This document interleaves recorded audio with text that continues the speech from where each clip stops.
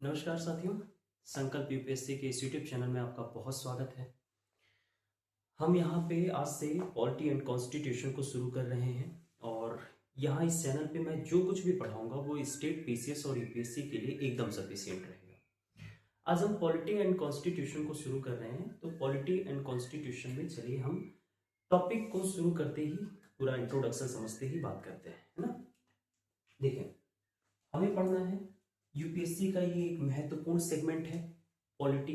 अच्छे खासे number pre में भी और मेंस में भी आते हैं और इंटरव्यू में भी एक महत्वपूर्ण भूमिका निभा सकती है। तो समझते हैं हम लोग कि हमें पढ़ना क्या है। हमें पढ़ना है भारतीय संविधान, भारतीय संविधान तथा राज व्यवस्था। इंग्लिश में इसको बोलते हैं इंडियन कॉन्स्टिट्यूशन एंड पॉलिटी।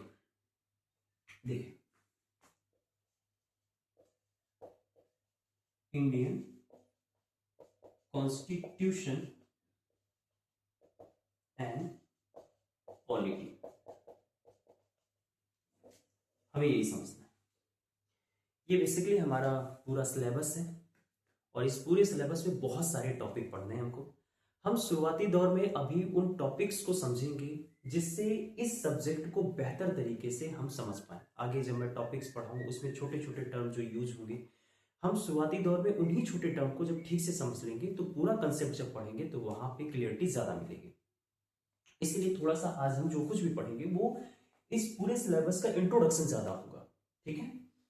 तो सबसे पहले हम अपनी इस सिलेबस से ही बात को शुरू करते हैं। लिखा हुआ है संविधान, ये आपके टॉपिक का नाम है, आपके विषय का नाम है संविधान। इसकी परिभाषा को समझने के लिए सबसे बेहतर है कि हम इसके शब्द को समझ जाए, इसके शब्द के मतलब को समझ जाए। देखिए, संविधान दो शब्दों से मिलकर के बना है, सम प्लस विधान, सम प्लस विधान, जिसका शाब्दिक मतलब होता है सम का मतलब हो गया समान और विधान का मतलब हो गया विधि यानी नियम या कानून। यानी संविधान में जो कुछ भी होगा उसमें जो भी चीजें मेंशन करी गई होंगी वो समान विधि की चीजें हैं। सभी के लिए जो समान नियम होते हैं उसी की चीजें संविधान में है। ये इस शब्द का मतलब हो गया। अब इसको हम डिफाइन कैसे करेंगे? देखिए, संविधान को हम जनरली डिफाइन करते हैं, संविधान एक दस्तावेज है। संविधान क्या है? एक दस्तावेज है। सवाल है कि किसका दस्तावेज है?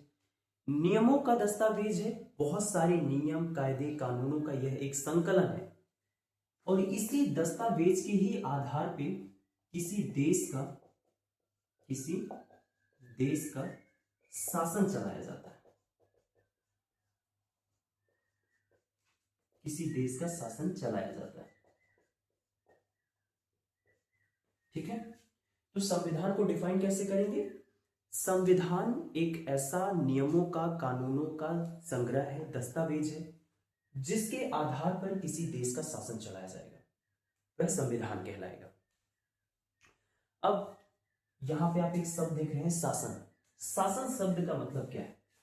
देखिए, शासन शब्द का मतलब है सार्वजनिक जीवन को संचालित करना। जो सार्वजनिक जीवन है, सार्वजनिक जीवन को चलाना ही शासन होता है।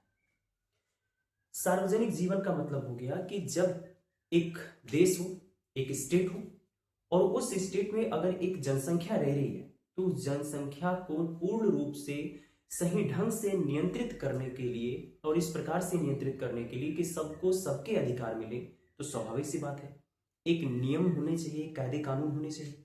तो उसी नियम, कायदे, कानून का नाम ही है संविधान और संविधान से ही उस सार्वजनिक जीवन का संचालन किया जाएगा, अर्थात देश का शासन चलाया जाएगा। तो संविधान को लेकर के एक दो टर्म समझ पाए आप सब कि संविधान क्या है? संविधान एक नियमों का, कानूनों का दस्तावेज है, नियमों का एक संग्रह है, संकलन है, जिसमें वर्णित सभी नियम सभी के लिए समान रूप से लागू होते हैं और इसी दस्तावेज के ही आधार पे किसी देश का जो शासन होता है ये पूरी तरीके से संचालित किया जाता है। ये मतलब हो गया संविधान का और डेफिनेशन का। देखिए, व्यक्तिगत जीवन और सार्वजनिक जीवन ये दो अलग कंसेप्ट हैं। अगर मैं बात करूं व्यक्तिगत जीवन, तो व्यक्तिगत जीवन के लिए शासन शब्द नहीं यूज में आएगा, ठीक है, तब तक जब तक कुछ व्यक्तिगत जीवन में आप ऐसा नहीं कर रहे हैं जो भारतीय न्याय संहिता के हिसाब से दंडनीय हो या उसमें कुछ इमोरल चीजें हो रही हो, तब तक आपका व्यक्तिगत जीवन शासन के अंतर्गत नहीं आएगा, शासन से प्रभावित नहीं होगा। जैसे एग्जाम्पल के तौर पे, क्या आपके व्यक्तिगत जीवन में शासन कोई रोल अदा करता है कि मुझे सुबह में कब उठना है? हाँ, घर का शासन है तो वो अलग की चीजें है, क्योंकि आपका घर के लिए अगर आप देखेंगे तो घर के लिए जो शासन होता है उसका संविधान माँ बाप तय करते हैं, है ना। लेकिन जब हम देश के संविधान को अप्लाई करेंगे तो वहां घर का शासन अप्लाई नहीं करेंगे, वहां चीजें डिफरेंट रहेंगी। अब जैसे मुझे मेरे व्यक्तिगत जीवन को और थोड़ा सा सार्वजनिक जीवन को हम समझते हैं। व्यक्तिगत जीवन में शासन अप्लाई होता है, मैंने अभी कहा जैसे कि कुछ परिस्थितियों में होगा, और वो परिस्थितियां होंगी कि जब आप किसी नियम का उल्लंघन करने लगे, है ना, आप अपने व्यक्तिगत जीवन के तहत, तब आप पे शासन अप्लाई किया जाएगा। जैसे मैं सुबह उठ करके कुछ खाना चाह रहा हूं, क्या ये चीजें शासन के अनुरूप होंगी? बिल्कुल नहीं। मैं क्या पहनना चाह रहा हूं, ये मेरा व्यक्तिगत जीवन है। इस व्यक्तिगत जीवन के लिए क्या मेरे ऊपर शासन की कोई आवश्यकता है? नहीं। लेकिन जब सार्वजनिक जीवन का संचालन होगा तो सार्वजनिक जीवन के संचालन के लिए बहुत सारे मुद्दे होते हैं, और उन बहुत सारे मुद्दों को ठीक रूप से व्यवस्थित करने के लिए शासन चाहिए होगा। स्पष्ट हुआ? ठीक है। तो सार्वजनिक जीवन में जैसे कौन कौन से मुद्दे आएंगे? जैसे सार्वजनिक जीवन में शिक्षा का मुद्दा आएगा, ठीक है, कि शिक्षा किस तरीके से लोगों के पास पहुंचे, ये शासन का काम होगा, ठीक है। जो लॉ एंड ऑर्डर हो, लॉ एंड ऑर्डर भी ठीक तरीके से मेंटेन हो, वो भी शासन के तहत होगा, क्योंकि लॉ एंड ऑर्डर मेंटेन करना सार्वजनिक जीवन के हिसाब में आएगा। और इसके साथ साथ राजनीतिक पक्ष जो आते हैं, राजनीतिक मुद्दे जो आते हैं, ये सब सार्वजनिक जीवन को लेकर के बातें। तो जब भी मैं कहूं कि किसी देश का शासन चलाया जाता है, तो शासन शब्द जब भी आप सुने तो आपके दिमाग में क्या आना चाहिए कि सार्वजनिक जीवन, और सार्वजनिक जीवन में जैसे शिक्षा के जो मुद्दे हो, लॉ एंड ऑर्डर मेंटेन करने के जो मुद्दे हो, राजनीतिक जो मुद्दे हो, ये सारी चीजें मिला करके सार्वजनिक जीवन होती है। और सार्वजनिक जीवन का संचालन करने के लिए शासन चाहिए होगा, और ये शासन संविधान के अनुरूप चलता है। इतना आप संविधान को लेकर के समझ पाए? एकदम स्पष्ट है। अब थोड़ा सा हम समझते हैं कि संविधान के अंतर्गत लिखी हुई जो चीजें, ये सभी के लिए, उसके नियम सभी के लिए समान कैसे होते हैं? क्योंकि हम तो बहुत जगह पे देखते हैं कि संविधान में अगर ये बात है कि संविधान सभी के लिए समान नियम कायदे कानून देता है, तो फिर आरक्षण जैसी चीज क्यों है? सबसे बड़ा सवाल कि आरक्षण कहां सबको समान रहने दे रहा है ना? आरक्षण सबको समान रहने दे रहा है क्या? नहीं, क्योंकि आरक्षण में जैसे एक एग्जांपल के तौर पे एक परीक्षा हुई एक्स, और इस परीक्षा में कुछ विशेष कैटेगरी के लोगों को मान लिया 50 नंबर लाने हैं इस परीक्षा को पास करने के लिए, तो किसी को 40 नंबर पे ही ये परीक्षा पास मान लिया जाएगा, तो किसी के लिए 30 नंबर पे। तो यहाँ पे कहाँ समान नियम कायदे कानून हुए भाई? तो हम जब प्रियम्बल पढ़ना शुरू करेंगे तो प्रियम्बल में हम इस चीज को देखेंगे और समझेंगे कि हमारा संविधान समानता की बात करता है, और समानता या समता कह लीजिए इसको। तो हमारा प्रियम्बल संविधान का जो हिस्सा है वो समानता की बात करता है, तो समानता तो यहाँ किसी रूप में नहीं दिख रही है। तो एक्चुअल में यहाँ जो समानता होती है, इसका मतलब होता है कि जब सभी की परिस्थितियां समान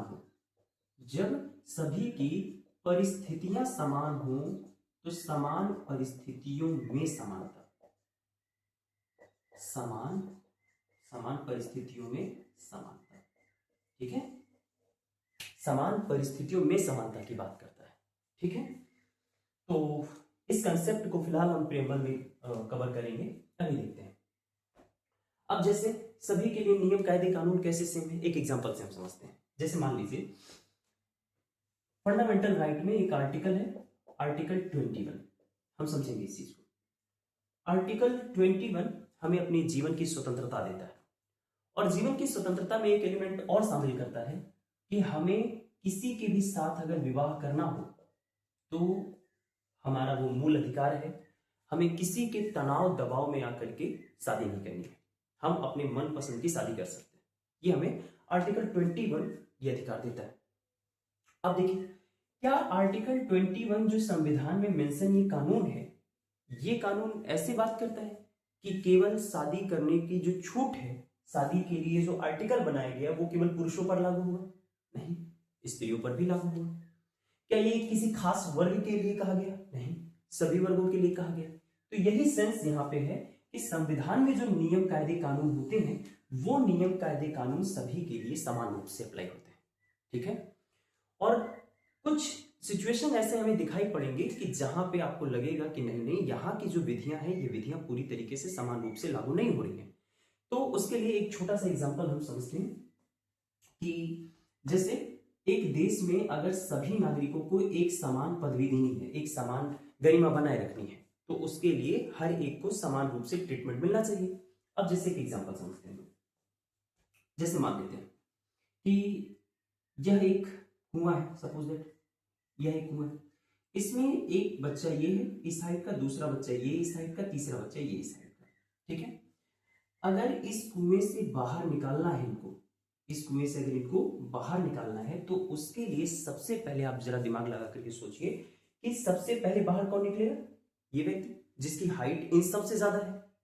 लेकिन ये जो दो अन्य व्यक्ति दिख रहे हैं, क्या ये इस कुएं से बाहर आ पाएंगे इस परिस्थिति में? नहीं। तो हमें क्या करना होगा, इन दोनों की सबसे पहले परिस्थिति समान करनी होगी। जैसे एग्जांपल के तौर पे ये गेम हो रहा है कि इस कुएं से बाहर कौन जाएगा, तो स्वाभाविक सी बात है अब यहां इसको ऑलरेडी से सपोर्ट मिला है, इसकी हाइट उतनी है, वो अलग की बात है, बेचारे की गलती नहीं है, पर अब इस गेम में जितने भी प्रतिस्पर्धी शामिल होंगे उनके लिए तो प्लेटफॉर्म समान होना चाहिए ना। ये किसी कीमत पे इसकी तुलना में बहुत परफेक्शन से काम कर पाएगा क्या? नहीं। तो यहाँ जनरली थॉट क्या कहता है कि सबसे पहले अगर इन तीनों में प्रतिस्पर्धा होनी है तो तीनों को एक समान प्लेटफॉर्म मिलना चाहिए। यानी हम क्या करेंगे, नीचे से इनको थोड़ा सपोर्ट दे दे करके थोड़ा सा ऊपर उठा देंगे, और जब ऊपर उठा देंगे और ये तीनों लगभग समान ऊंचाई पर हो जाएंगे, अब इस कुएं से बाहर निकलने का गेम संचालित करिए। अब ये पूरी तरीके से न्यायसंगत है। स्पष्ट हुआ? तो हमें जो कुछ चीजें कहीं कहीं दिखाई देती हैं कि सिचुएशन के हिसाब से या बहुत सारी चीजें कि जो नियम कायदे कानून है वो तो सभी के लिए समान नहीं है, जैसे कि मैंने भी एग्जांपल दिया। अब यहाँ पे जो थोड़ा सा सपोर्ट है वही एक्चुअली आरक्षण है। कहाँ गया? यहाँ पे वही आरक्षण है। समझ में आया? तो ऐसे ही सिचुएशन, अच्छा ये सब हम जब प्रेमबल पढ़ेंगे तो प्रेमबल में सारे दर्शनों को कवर करेंगे, इन सारे जो भी आदर्श हैं इन आदर्शों को समझेंगे कि कैसे क्या होता है।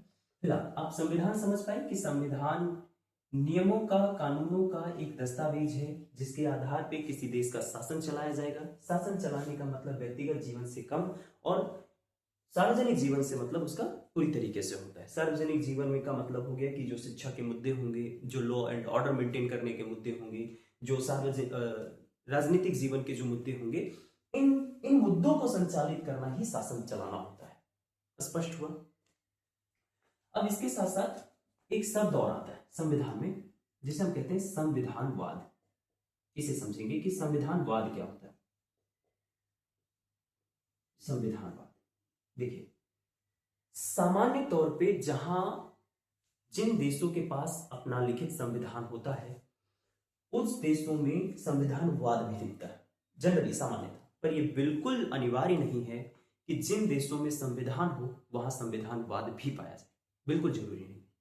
ऐसे देश भी हैं पीछे टाइम में कि जहां पे संविधान था लेकिन वहां संविधानवाद जैसी चीजें नहीं दिखाई देती। तो हम समझते हैं कि संविधानवाद होता क्या है। देखो, संविधानवाद का मतलब होता है सीमित शासन। सीमित शासन संविधानवाद का मतलब होता है, या और इससे थोड़ा आसान टर्म समझ लेते हैं, मनमाने शासन का अभाव।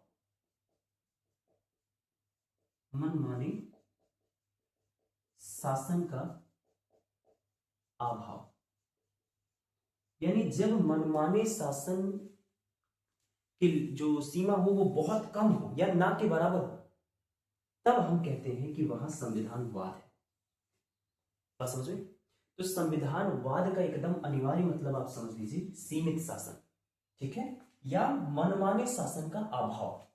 अब मनमाना शासन कौन सा शासन होता है? एग्जाम्पल के तौर पे मान लीजिए शासन संचालित करने का काम मेरा है, मैं एक शासन को संचालित कर रहा हूं। जैसे एग्जांपल ले लेते हैं कि मैं एक कंपनी एक्स, इस कंपनी का शासन मैं संभाल रहा हूं, ठीक है। और शासन में किस पे करूंगा? स्वाभाविक सी बात है, जो वहां के एम्प्लॉय, मैं वहां के एम्प्लॉय पर शासन कर रहा हूं, ठीक है। अब मान लो जैसे शासन करने का जनरली एक तरीका होता है कि लोगों की जिंदगी जो वो आहत ना हो, गरिमापूर्ण तरीके से उनकी जिंदगी संचालित हो, मैं शासन ऐसा करूं। लेकिन अगर मैंने अपने शासन काल में नियम ऐसा बना दिया है कि जहां 5 बजे से लेकर के 9 बजे तक अगर ये ड्यूटी करते थे, मैंने अपने शासन काल में कहा नहीं, अब आपको 5 बजे सॉरी 9 बजे से 5 बजे तक, अब मैंने कहा नहीं 9 बजे से 9 बजे तक का आपको कार्य करना पड़ेगा। तो ये है मनमाना शासन। अब ऐसे ही शासन का अगर अभाव कहीं है तो इसका मतलब वहां संविधानवाद है। लेकिन मनमाना शासन ना हो, इसके लिए सार्वजनिक जीवन के संचालन में कुछ चीजें इंप्लीमेंट करनी पड़ेंगी, कुछ चीजें शामिल करनी पड़ेंगी। जैसे एग्जांपल के तौर पे, अगर आप चाह रहे हो कि कहीं पे संविधानवाद इस्टेब्लिश हो, जहां संविधान भी है वहां संविधानवाद भी आ जाए, तो इसके लिए सबसे पहला जरूरी एलिमेंट क्या होता है कि संविधान के अनुसार शासन चले। जहां पे भी आप संविधानवाद स्थापित करना चाहते हैं, संविधान के अनुसार शासन होना चाहिए। अगर संविधान के अनुसार शासन होगा तो एकदम तय है कि मनमानी शासन का अभाव होगा। अब जैसे एग्जांपल के तौर पे, एक्स कंपनी के लिए एक संविधान बना था, एक नियम कायदा कानून बनाया गया था कि यहां जितने भी एम्प्लॉय कार्य करेंगे उनके लिए ये नियम है। अब अगर मैं अपने शासन काल में भी उसी नियम को फॉलो करने लगूंगा तो स्वाभाविक सी बात है इन पे इस प्रकार की विपत्ति क्यों आएगी? नहीं आएगी, मैं मनमाना शासन नहीं कर पाऊंगा। बात समझ में? तो संविधान के अनुसार अगर शासन होगा तो एकदम तय है कि मनमाने शासन का आपको अभाव दिखाई दे। अगली चीज, अगर आप संविधानवाद स्टेब्लिश करना चाहते हैं तो जरूरी क्या है कि जो शक्तियों का पृथक्करण होना चाहिए, ठीक है। यानी जैसे मैं एक्स कंपनी में शासन कर रहा था, ठीक है, किसी भी रूप में, चाहे वो बॉस के रूप में जाकर के, चाहे मैनेजर के रूप में जाकर के, अगर मैं शासन कर रहा हूं किसी भी रूप में, तो अगर पूरी की पूरी कंट्रोल मेरे हाथ में है तो तय है ना कि मैं अपनी मनमर्जी की चीजें कर सकता हूं। अगर पूरा कंट्रोल मेरे हाथ में है तो मैं तो यहाँ के संविधान को भी बदल सकता हूं ना, है ना। वहां जो नियम है वो नियम चेंज कर सकता हूं। तो मनमाने शासन का अभाव होगा या मनमाना शासन बढ़ जाएगा? स्वाभाविक सी बात है, मनमाना शासन बढ़ जाएगा। तो इसीलिए शक्तियां जो होनी चाहिए ना, ये बटी होनी चाहिए। जैसे अगर मैं एक्स कंपनी में एक पद पे हूं, सपोज दैट मैं मैनेजर के पद पे हूं, तो मेरे ही समकक्ष एक और कोई व्यक्ति होना चाहिए जिसके पास भी मेरे जितनी ही एक शक्ति होनी चाहिए कि अगर वो मनमाना शासन करना चाह रहा हो तो मैं रोक दूं, या मैं करना चाह रहा हूं तो वो रोक दे, ठीक है। तो जब शक्तियां बटी रहेंगी, जिन शक्तियों से शासन चलाया जाएगा, मैं उन शक्तियों की बात कर रहा हूं, ठीक है। तो जब शक्तियां बटी रहेंगी तो उससे मनमाना शासन एकदम कमजोर पड़ जाएगा, मनमाने शासन पर एक लिमिट लगी रहेगी, ठीक है। और संविधानवाद स्टेब्लिश करने के लिए इससे ज्यादा जरूरी क्या है? इससे ज्यादा जरूरी है कि न्यायपालिका हो, निष्पक्ष न्यायपालिका। अगर न्यायपालिका होगी तो जब, जैसे यहां पे, अब यहां पे मैं एम्प्लॉयज पर जुल्म ढा रहा हूं दिनों रात, और सपोज दैट कि भाई न्यायपालिका की भी व्यवस्था उस कंपनी में, और इन्होंने जाकर के न्यायपालिका में मेरी शिकायत करी, तो न्यायपालिका मुझे कुछ ना कुछ पनिशमेंट देगा ना। तो ऐसे ही अगर न्यायपालिका होगी तो मनमाने शासन का अभाव होगा। और उसके साथ साथ लोकतंत्र होना चाहिए, क्योंकि जब लोकतंत्र होगा तो लोकतंत्र होने से क्या होगा कि जो मनमाना शासन है उस शासन करने वाले को भी चेंज किया जा सकता है, ठीक है। लोकतंत्र क्या होता है आप समझेंगे, फिलहाल आप इतना जान लीजिए, लोगों का जो तंत्र है, लोगों के द्वारा बनाया गया जो सिस्टम है, वही लोकतंत्र होता है। इस पे हम गहरी बात करेंगे प्रीएम्बल में। तो अगर लोकतंत्र है तो लोकतंत्र भी मनमाने शासन को रोकता है, ठीक है। और इसके साथ साथ सभी को उनके अधिकार प्राप्त हो, यानी अधिकारों अधिकारों को मान्यता मिली हो, अधिकारों को मान्यता मिली। अगर सभी को सभी के अधिकार मिले हुए हैं तो मनमाना शासन करना कठिन होता है, ठीक है। तो ये 5 फैक्ट्स हैं। 5 फैक्ट्स क्या करते हैं, ये 5 बातें संविधानवाद स्टेब्लिश करती हैं, ठीक है। इतना स्पष्ट, इतना समझ में आया, ठीक। तो अगर विकल्प में सवाल आए कि संविधानवाद का मतलब क्या होता है, जिसमें से ये सारे ऑप्शन में भी रहे और ये भी ऑप्शन में रहे, तो ध्यान रखिएगा आप ऑप्शन में सीमित शासन जरूर टिक करेंगे, इनको छोड़ करके। ऐसा क्यों? क्योंकि ध्यान रखिए ये वो सारे एलिमेंट हैं जिन एलिमेंट से सीमित शासन क्रिएट हुआ। बात समझ में? तो सीमित शासन अकेले इन सबको समेट ले रहा है। तो ध्यान रखेंगे कि अगर ऐसा सवाल आपके सामने आता हो तो इन सवालों में ये विकल्प भी उपस्थित हो, ये शब्द भी उपस्थित हो, तो आप इसी को टिक करेंगे, क्योंकि ये शब्द इन पूरी बातों को समाहित कर रहा है अपने अंदर। स्पष्ट हुआ? इतनी चीजें क्लियर हुई तो आप थोड़ा सा संविधान और संविधानवाद समझ पाए। आई होप आप समझ पाए होंगे। चलिए इसके बाद अब हम बात करते हैं कि राज व्यवस्था क्या होती है।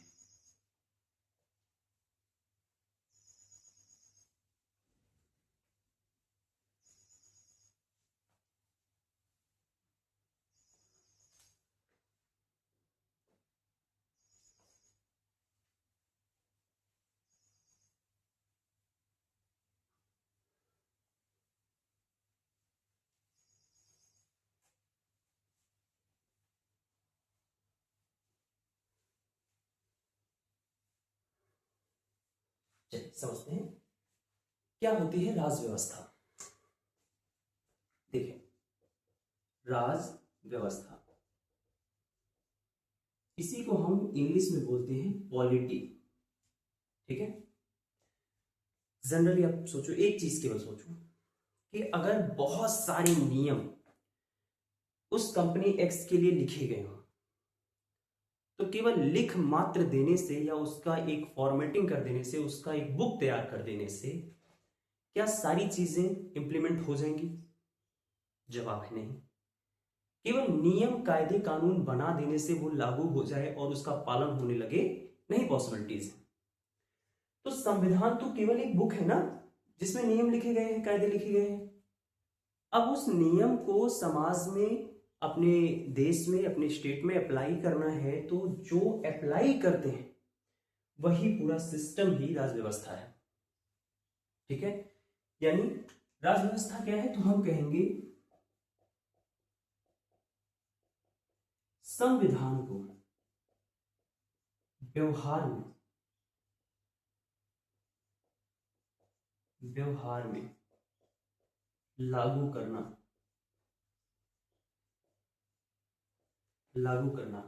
राज व्यवस्था है, ठीक है। जो संविधान है, संविधान को व्यवहार में लागू करना ही राज व्यवस्था है, ठीक है। कैसे क्या है समझते हैं चीजों को एग्जांपल से, है ना। जैसे संविधान में एक आर्टिकल 17, आर्टिकल 17 हमसे कहता है कि अनटचेबिलिटी यानी अस्पृश्यता का अंत होना चाहिए, और ये जो है ये एक दंडनीय अपराध है, ठीक है।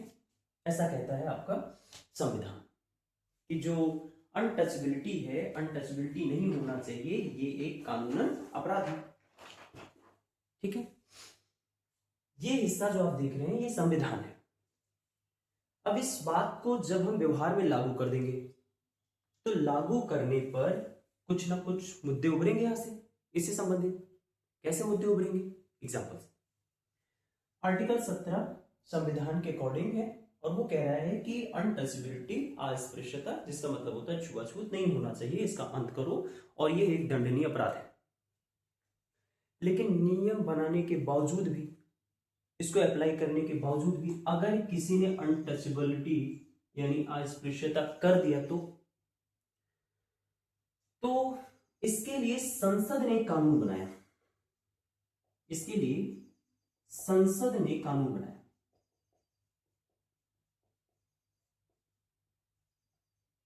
अस्पृश्यता निवारण अधिनियम 1955, ये कानून बनाया। अब देखो, ये जो कानून बना, ये संविधान को व्यवहार में लागू करने के बाद जो मुद्दे उभरे, उस मुद्दे के अंतर्गत ये कानून बना, और यही राजव्यवस्था है। सीधा सीधा ये समझना है कि आर्टिकल 17 जो नियम है वो संविधान है, इसके लिए जो ये कानून संसद ने बनाया, ये राजव्यवस्था है। बात समझ में? ठीक है। अस्पृश्यता निवारण अधिनियम हम जब आर्टिकल 17 पढ़ेंगे तो और ठीक से इसको कवर करेंगे, अभी तो बस एग्जांपल के तौर पे सामने आ रहा है। ठीक है, तो ये होता है। अब दूसरा एग्जांपल लेते हैं। जैसे एक स्वतंत्रता है आर्टिकल 19 के अंतर्गत, आर्टिकल 19 हमें विचार अभिव्यक्ति की स्वतंत्रता देता है। अब आर्टिकल 19 ये विचार और अभिव्यक्ति की स्वतंत्रता देता है। ठीक है, विचार माने हम अपना एक थॉट रख सकते हैं, हम अपने एक विचारधारा रख सकते हैं, और अपने विचारों को हम कहीं प्रकट भी कर सकते हैं, वो होती है अभिव्यक्ति। ठीक है, तो ये कौन सा हिस्सा है? ये चीज तो संविधान है। ये चीज आर्टिकल 19 क्या है बच्चों? संविधान है। लेकिन इसी विचार और अभिव्यक्ति को रिलेट करता हुआ एक केस आया, इंडियन एक्सप्रेस न्यूज़पेपर केस। ठीक है, ये केस है, और इस केस के हिसाब से जो प्रेस है, प्रेस की भी स्वतंत्रता ही इसके अंतर्गत आनी चाहिए। ये न्यायालय ने निर्णय दिया।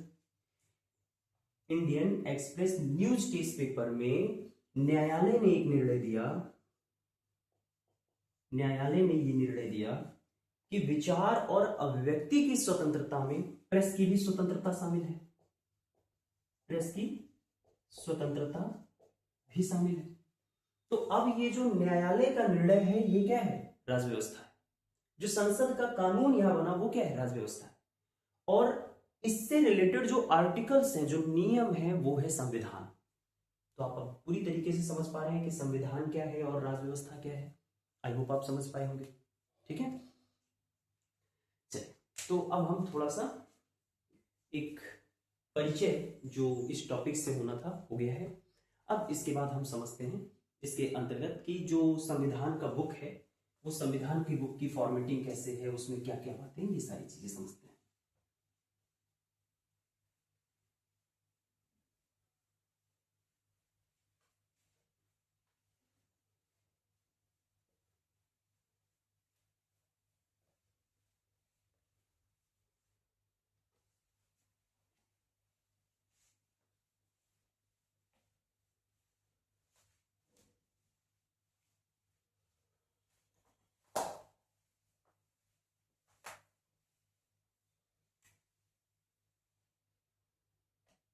चलिए,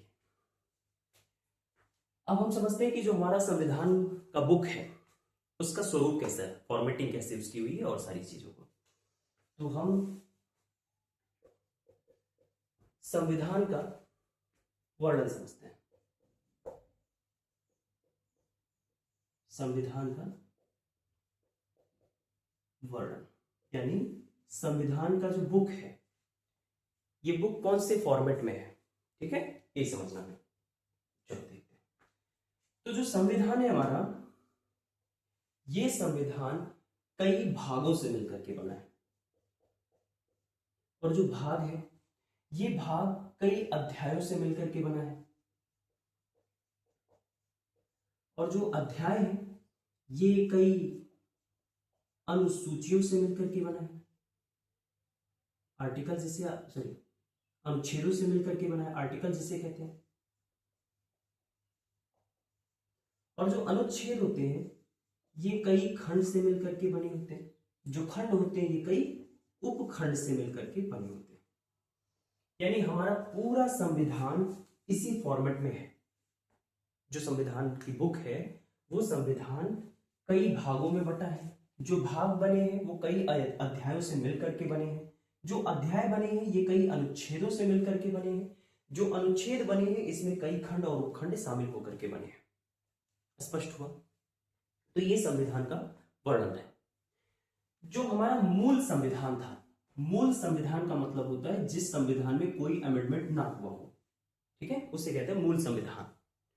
जो हमारा मूल संविधान है उस संविधान में पहले 22 भाग हुआ करते थे, लेकिन जरूरतों के हिसाब से इसमें चीजें बदली और अब वर्तमान समय में 25 भाग है।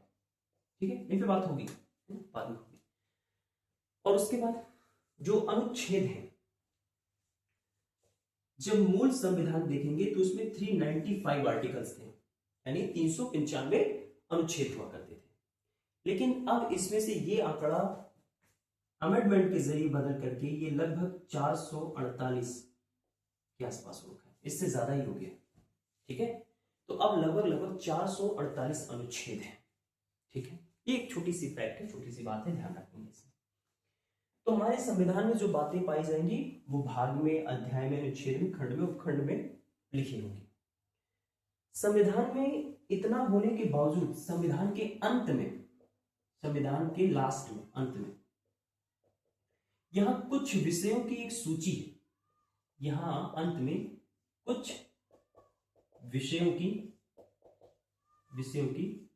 सूची पाई जाती है।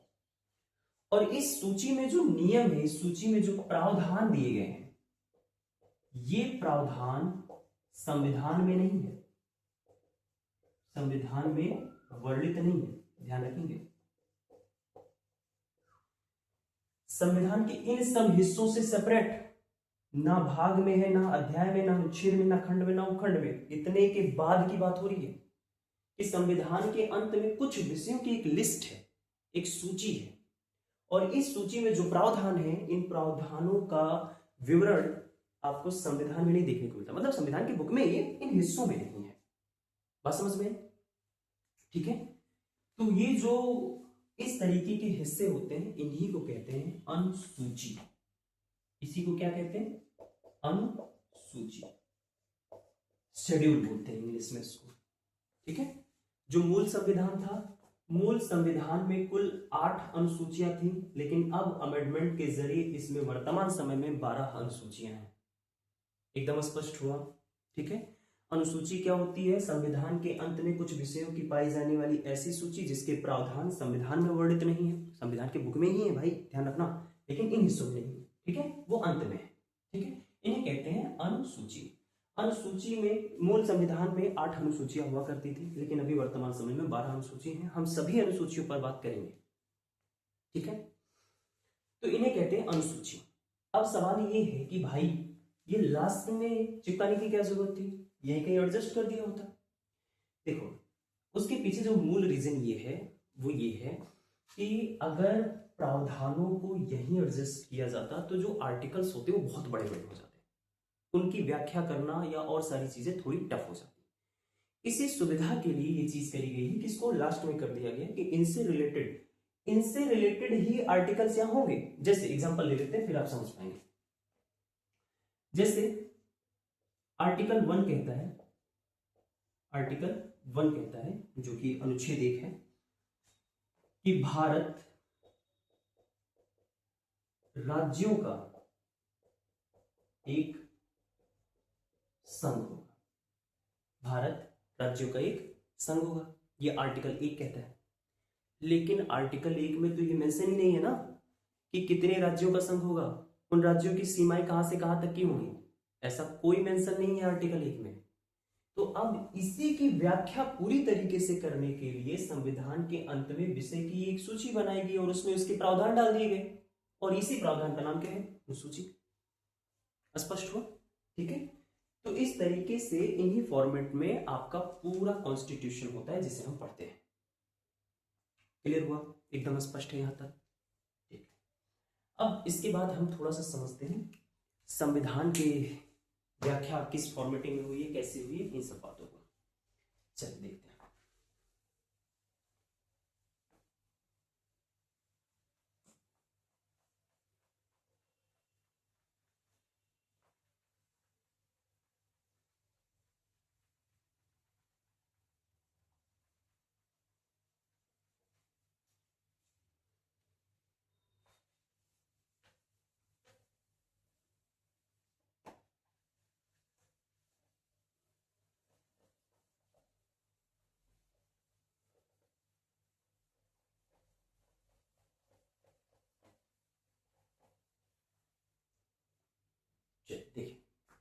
तो अब हमें समझना है कि संविधान की व्याख्या कैसे करेंगे, हम लोग संविधान को पढ़ेंगे कैसे।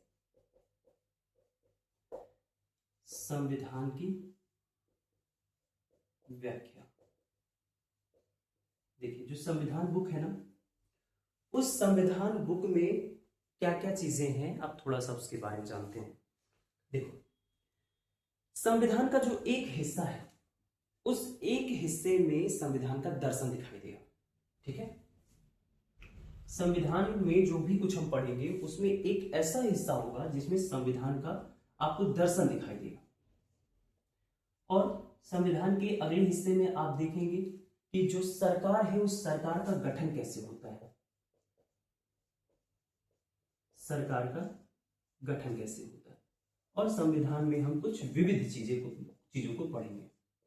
ठीक है, संविधान का दर्शन किन किन हिस्सों में है कैसे समझेंगे। देखिए, जो प्रस्तावना है, प्रस्तावना, जब हम प्रस्तावना को पढ़ेंगे तो हम एकदम स्पष्ट तौर पे वहां देख पाएंगे कि प्रस्तावना संविधान के दर्शन को पूर्ण रूप से स्पष्ट करती है।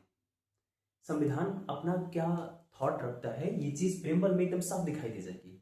ठीक है, तो संविधान में जो दर्शन वाले हिस्से हैं वो प्रस्तावना में आप देखने को पाएंगे। जो मौलिक अधिकार है, मौलिक अधिकार, फंडामेंटल राइट्स, जब हम फंडामेंटल राइट्स पढ़ेंगे तब वहां पे भी हम देखेंगे कि संविधान की जो थॉट्स हैं, संविधान का जो दर्शन है वो दर्शन कैसा है। मौलिक अधिकार पढ़ते हुए हम समझ पाएंगे। इसी तरीके से जो मूल कर्तव्य होते हैं, मूल कर्तव्य, फंडामेंटल ड्यूटीज, जब हम फंडामेंटल ड्यूटीज भी पढ़ेंगे तब भी देखेंगे कि संविधान का दर्शन कैसा है। और जो राज्य के नीति निदेशक तत्व है, नीति निदेशक तत्व है, जब राज्य के नीति निदेशक तत्व को पढ़ेंगे तब भी हम ये चीज देखेंगे कि संविधान का दर्शन कैसा है। ठीक है, इसको डीपीएसपी बोलते हैं शॉर्ट फॉर्म में। ठीक है, तो ये चीजें हैं जो संविधान के दर्शन को पूर्ण रूप से स्पष्ट करती हैं। सरकार के गठन में हम सरकार समझेंगे, सरकार का गठन कैसे होता है, राष्ट्रपति उपराष्ट्रपति, सारी बातें हम यहाँ पढ़ेंगे। ठीक है, इसके बाद जो टॉपिक विविध है, विविध में हम लोग क्या पढ़ेंगे, हम लोग विविध में पढ़ेंगे निर्वाचन को, हम इसमें नागरिकता पढ़ेंगे। ठीक है, हम इसमें नगर पालिका पढ़ेंगे, हम इसमें केंद्र राज्य संबंध पढ़ेंगे, नगर पालिका, केंद्र राज्य संबंध समझेंगे कि केंद्रों और राज्यों के बीच का संबंध कैसे है, संबंध में क्या क्या डिबेट्स हैं, संबंध कैसे कुछ चीजें अच्छी करता है तो कुछ चीजें डिबेट कैसे क्रिएट करता है। ठीक है, हम विविध में पंचायत पढ़ेंगे, पंचायती राज व्यवस्था, पंचायत।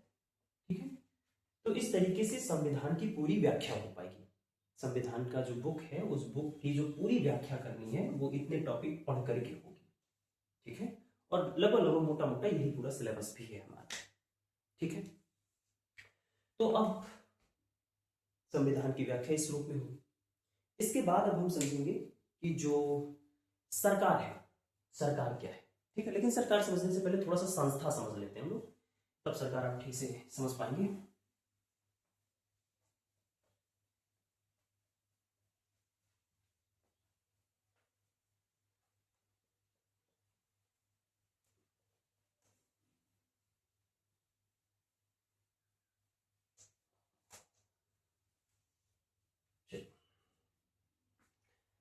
संस्थाओं को थोड़ा सा हम समझते हैं कि संस्थाएं क्या हैं, कैसे कार्यरत होती हैं।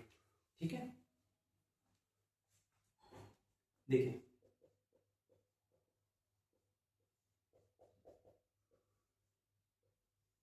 संस्थाएं क्या है। अभी जब मैं आपको संविधान की परिभाषा बता रहा था तब मैंने आपसे कहा कि जो शासन चलाने का कार्य करती है, तो जो शासन चलाती है, शासन चलाने के लिए बहुत सारे ऐसा शासन चलाने वाली जो संस्था होती है उस संस्था का नाम सरकार है। ठीक है, तो शासन चलाने का काम बहुत सारी संस्थाएं मिल करके करती हैं। तो अब हमें वही समझना है कि ये संस्थाएं क्या है। तो सीधा सीधा बस ये जाने लेंगे कि जो शासन होता है, शासन को चलाने के लिए संस्थाओं की आवश्यकता होती है। और ये जो संस्थाएं होती हैं मेजरली 3 प्रकार की होती हैं, जिसमें से पहले प्रकार की जो संस्था होती है इसे हम लोग कहते हैं संवैधानिक संस्था। संवैधानिक संस्था माने एक ऐसी संस्था जिसका जिक्र संविधान में हो, जिसका उल्लेख कहां हो, संविधान में दिखे, उसे कहते हैं हम लोग संवैधानिक संस्था। या संविधान में लिखे गए नियमों से जिस संस्था का निर्माण होता है उसे हम लोग कहते हैं संवैधानिक संस्था। जैसे एग्जाम्पल के तौर पे अगर हम बात करें तो एक संस्था है राष्ट्रीय अनुसूचित जाति आयोग। ये एक संस्था है। ये जो संस्था है आर्टिकल 338 में इसके बारे में जिक्र है। अब ये जो संस्था है ये संस्था पूरी तरीके से संवैधानिक है, क्योंकि ये संविधान के नियमों पे बनी हुई है, संविधान के नियम का पालन करती है ये पूरी तरीके से। ऐसे ही जो और आर्टिकल है, जैसे आर्टिकल 324 है। आर्टिकल 324 भारतीय निर्वाचन आयोग है। निर्वाचन आयोग ये जो संस्था बनी है इस संस्था का भी उल्लेख संविधान में है, इसी आर्टिकल में है। या दूसरे शब्दों में कहें तो आर्टिकल 324 में भारतीय निर्वाचन आयोग जैसी एक संस्था होनी चाहिए, और हमने संविधान के नियमों का पालन करते हुए यह संस्था बनाई है, तो यह संस्था भी कौन सी संस्था हो जाएगी, संवैधानिक संस्था। स्पष्ट हुआ। इसी तरीके से भारत का जो वित्त आयोग है, भारतीय वित्त आयोग ये आर्टिकल 280 में इसका मेंशन मिलता है। तो ये जो संस्थाएं दिख रही हैं ये ऐसी संस्थाएं हैं जिसका उल्लेख संविधान में है। जिसका उल्लेख कहां दिखाई देता है हम लोगों को, संविधान में दिखाई देता है। तो इन संस्थाओं को हम संवैधानिक संस्था बोलेंगे। एकदम स्पष्ट हुआ, ठीक है। तो ये पहले प्रकार की संस्था होती है जिसे हम लोग कहते हैं संवैधानिक संस्थाएं। यानी संवैधानिक संस्थाएं वो संस्थाएं होती है जिनका जिक्र, जिनका उल्लेख पूर्ण रूप से संविधान में है और संविधान के नियमों से ही इन संस्थाओं का निर्माण हुआ है। स्पष्ट। अब इसके बाद देखते हैं दूसरा है असंवैधानिक संस्था। असंवैधानिक संस्था ये क्या होता है भाई? तो असंवैधानिक संस्थाएं वे संस्थाएं होती हैं जो पूरी तरीके से संविधान विरोधी होती हैं। संविधान में इनका जिक्र नहीं है, संविधान में इनका उल्लेख नहीं है और ये संविधान का विरोध भी करेंगे, ठीक है। जैसे एग्जांपल जो नक्सलवादी संस्थाएं होती हैं, नक्सलवादी संस्थाएं संविधान का विरोध करती हैं, साफ साफ संविधान का विरोध करती हैं, तो इसे कहेंगे असंवैधानिक संस्था, ठीक है। जैसे आतंकवाद की जो संस्थाएं हैं, आतंकवाद की जो संस्थाएं या आतंकवादी संस्थाएं जो होती हैं ये भी असंवैधानिक होती हैं, ठीक है। और इसके बाद जो तीसरी होती है जिसे हम लोग कहते हैं गैर संवैधानिक संस्था। गैर संवैधानिक संस्था ये ऐसी संस्थाएं होंगी जो जिनका जिक्र संविधान में नहीं है, इनका उल्लेख संविधान में नहीं है, इनका उल्लेख संविधान में नहीं है, संविधान में नहीं, लेकिन उसके बावजूद भी ये संविधान का पालन करती है, ये संविधान का पालन करती है। तो ऐसी संस्थाएं जिनका उल्लेख संविधान में नहीं है लेकिन संविधान के नियमों का पालन करेंगी, ऐसी संस्थाओं को हम लोग कहते हैं गैर संवैधानिक संस्था। स्पष्ट हुआ? गैर संवैधानिक संस्था, ठीक। ये जो गैर संवैधानिक संस्थाएं होती हैं ये 3 कैटेगरी में बांटी जा सकती हैं। जैसे नंबर 1 जिसे हम लोग कहते हैं विधिक या कानूनी संस्थाएं, या सांविधिक भी बोल देंगे इसी को, सांविधिक या विधिक या कानूनी संस्थाएं। ये वो संस्थाएं होती हैं जो संसद के नियमों से बनती हैं। किसके नियम से बनेंगी? ये संसद के नियम से बनती हैं। यानी संसद को आवश्यक लगा कि हमें इस प्रकार की एक संस्था चाहिए, तो उन्होंने एक नियम बनाया और उस नियम के तहत इस संस्था का निर्माण हो गया। तो ऐसी संस्थाओं को हम कहते हैं सांविधिक या विधिक या कानूनी संस्थाएं। जैसे एग्जांपल के तौर पे राष्ट्रीय महिला आयोग, महिला आयोग, ये जो संस्था है ये विधिक है, कानूनी है, संसद के नियम से बनी हुई ये संस्था है। तो ऐसी संस्थाओं को हम कहते हैं सांविधिक, विधिक या कानूनी संस्थाएं।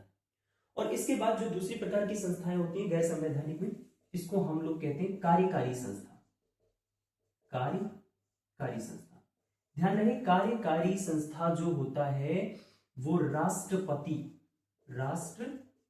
या कार्यपालिका के आदेश से बनती है। जो कार्यकारी संस्थाएं होती हैं ये संस्थाएं राष्ट्रपति या फिर कार्यपालिका के आदेश से बनती हैं। एकदम स्पष्ट है। जैसे एग्जांपल के तौर पे यूपीएससी, ये कैसी संस्था है? ये एक कार्यकारी संस्था है, ये राष्ट्रपति या कार्यपालिका के आदेश से बनी हुई है। जैसे election commission of India, ECI, ये कैसी संस्था है? ये एक कार्यकारी संस्था है।